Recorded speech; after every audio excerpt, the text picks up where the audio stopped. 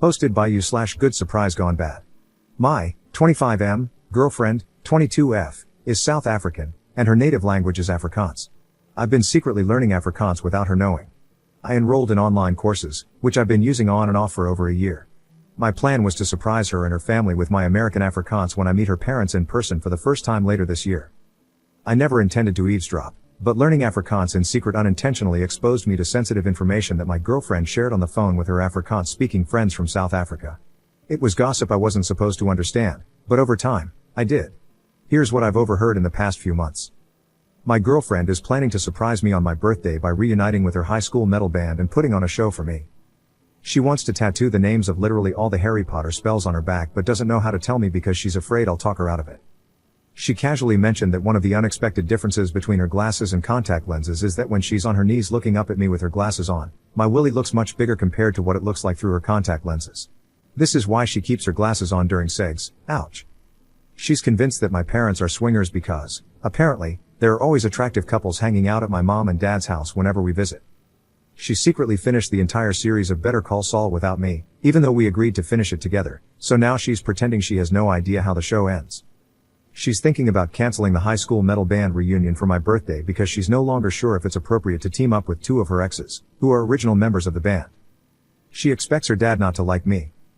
Honestly, I would have preferred not knowing most of this, but there's no way to unlearn Afrikaans. Now I'm cursed with knowing too much while having to pretend I know nothing. Update 4 months later.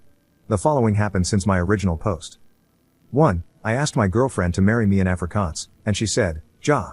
2. I delivered my I want to spend the rest of my life with you speech in Afrikaans, which surprised and impressed my girlfriend, now my fiancé.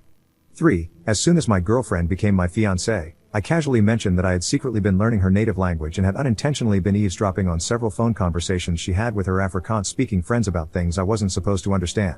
4. My fiancé was embarrassed when she realized how much Afrikaans I was able to understand and apologized if she had made me feel uncomfortable.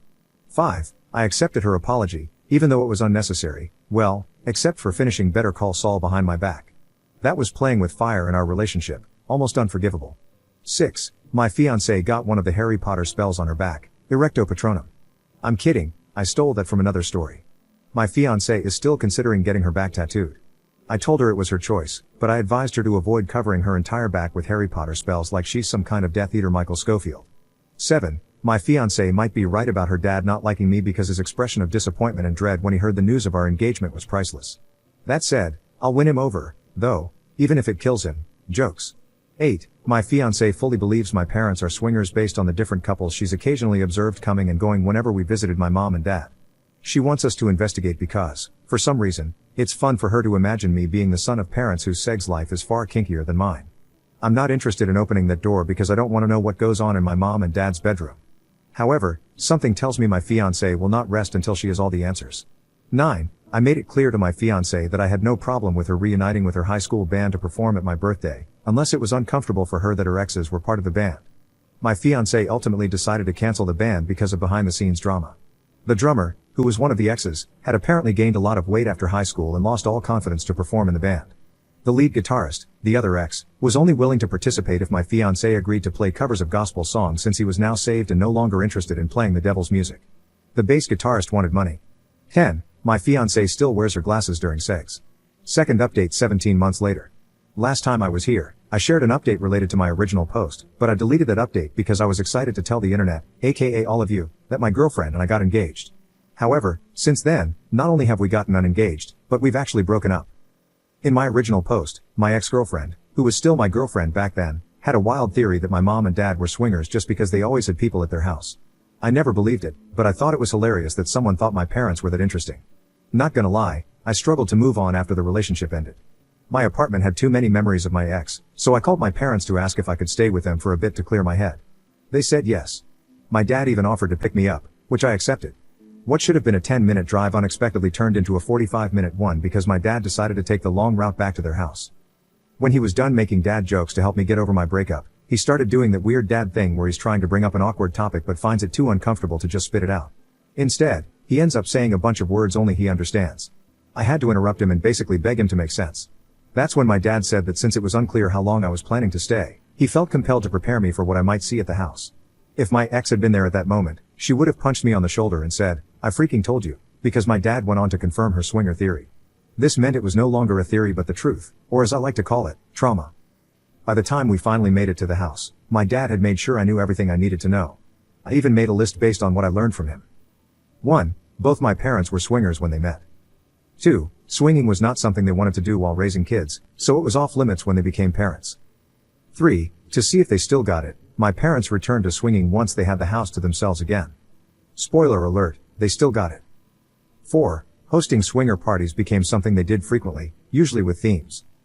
5. My parents were planning to host another swinger party soon, but my mom was considering canceling it so I could stay for as long as I wanted. 6. If they canceled, it would be the first swinger party they called off since COVID. 7. The theme for the upcoming party was prom night. I never expected my dad to go so hard in the too much information category, but once he crossed that line, he let it all out. I stayed with my parents for a total of 2 days before it became abundantly clear that while knowledge might be power for some people, for me, knowledge was punishment. My mom, who had no idea I low-key knew she was swinger mom, tried to convince me to stay longer, and she almost succeeded, but I was done with my dad using our father-son bonding time to play guess which one of our neighbors are also swingers. I used an Uber to get back to my apartment. No more dad rides. I've never been so happy to return to a place haunted by my failed relationship. Up on why the relationship ended. My ex and I broke up because of a tattoo. Her friend passed away, which prompted her to get his name tattooed on the back of her neck. The friend was someone my ex had slept with before she met me. I made it clear to her, prior to the tattoo, that I understood it was her body and she could do whatever she wanted. However, as someone who was prepared to be with her forever, it would be uncomfortable for me to see another guy's name on her body for the rest of our lives, especially the name of a deceased man she had casual sex with. My ex got the tattoo anyway. The tattoo was small and barely visible, that was her defense. But I knew it was there, and that was enough. It was also very visible during intimacy, sorry for the TMI. We argued about the tattoo until we eventually said enough hurtful things that could never be unsaid. Clearly, the tattoo was worth losing me because it's still there, and I'm not.